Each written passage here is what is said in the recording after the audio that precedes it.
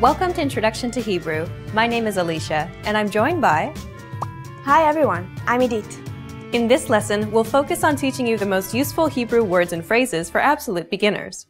Make sure you're repeating the words out loud after I say the examples. Are you ready? Let's get started.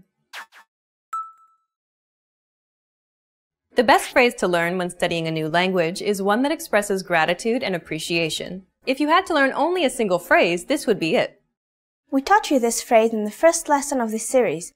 Do you remember what it was? Toda. It means thank you. Keep repeating after Edith until you get it. Toda. Your turn. Toda. Toda. But what if you want to express even greater thanks, like in English when you say, thank you very much? Then you would add a rabba after the toda. Altogether, it's Toda rabba. The next phrase we'll teach you is perhaps the second most useful phrase of all. It's to apologize or to excuse yourself. Slicha. It means excuse me or I'm sorry. Slicha. Use this phrase when you want to grab a waiter's attention or when you're hustling through the busy streets of Tel Aviv. Slicha. Your turn. Slicha. Imagine you're on the street and you want to stop someone to ask them for directions. What do you say? Slicha. Okay, one last time. Slicha. Now you can say thank you very much, excuse me, and I'm sorry in Hebrew. Let's move on. Asking where something is an incredibly important and useful phrase to learn. You're going to need this when asking where the bathroom, the train station, or where the hotel is. To ask where something is, put the Hebrew word for where first, and then add the place you want to find. Eifo. That's Hebrew for where. For example, if you want to ask, where is the bathroom? Eifo השירותים? For the train station, it'll be איפה תחנת הרכבת? And so on. You can ask where something is by starting with איפה. You might have noticed that this sentence is a few words shorter than the English equivalent.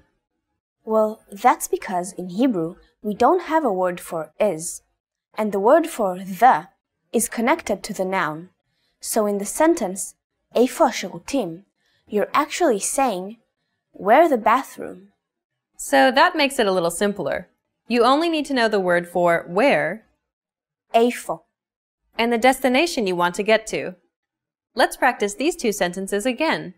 First is, where is the bathroom? איפה השירותים? Your turn. איפה השירותים? The second word of this sentence is the word we use for bathroom in Hebrew. שירותים. Technically, this word means services.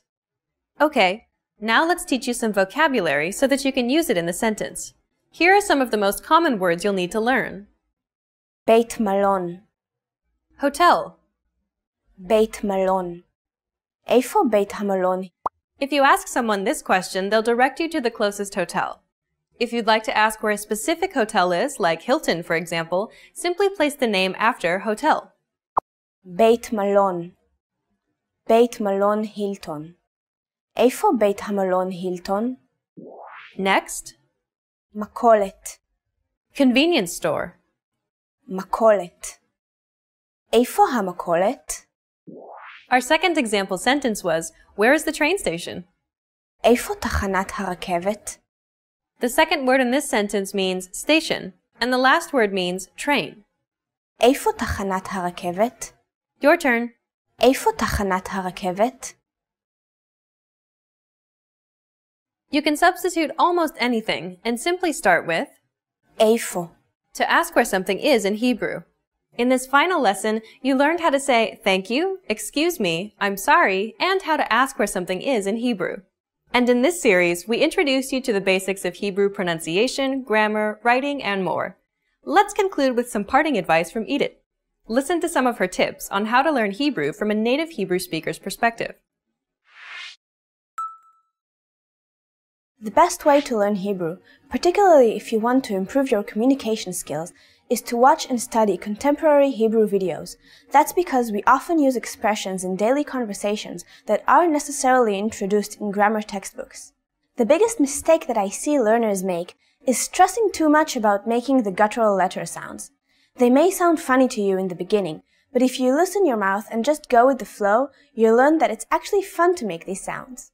Watching contemporary videos, such as our videos here at HebrewPod101.com, will ensure that you're learning real, applicable Hebrew in the fastest and most effective way, and you'll be able to perfect the sounds of Hebrew by repeating after us in the videos.